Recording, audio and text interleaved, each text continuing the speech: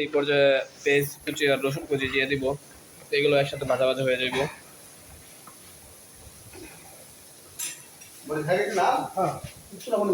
ভর্তাটা করবো শুকনো মরিচ দিয়া, শুকনো মরিচও দিয়ে শুকনো মরিচ ভাজা দিয়ে ভর্তাগুলো করা হইব।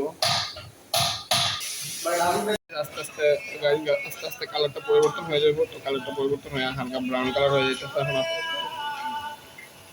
তো চিংড়ি মাছগুলো লাল লাল হয়ে যাবো ভাজার পর, এখনো কালারটা আসে নাই পুরোপুরি, তো দেখতে থাকেন ভিডিওটা।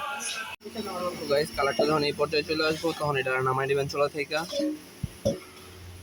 নাহলে বেশি কালার হলে আবার ভালো লাগবে না ভর্তাটা খাইতে। শুকনো মরিচগুলো ব্লেন্ডার করে নিতেছি যাতে সুন্দর মতো গুঁড়ো হয়। তো গাইস তো মরিচগুলো ব্লেন্ডার করার পরে এখানে মিশাই নিতেছি, সাথে পেস্ট দিচ্ছি, পেস্ট কুচি কইরা এগুলো আবার ব্লেন্ডার করে নেওয়া হইব। ভিতরে ব্লেন্ডার জারের ভিতরে এগুলো দিয়ে দেওয়া হইতেছে, এখন আবার এগুলো ব্লেন্ডার করে নিলে একবারে পুরোপুরি মিক্স হয়ে যাবো।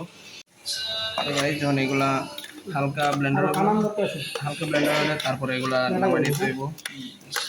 তারপরে ওই যে পানিটা যদি শুকাই দিতাম তাহলে মনে হয় শুকনো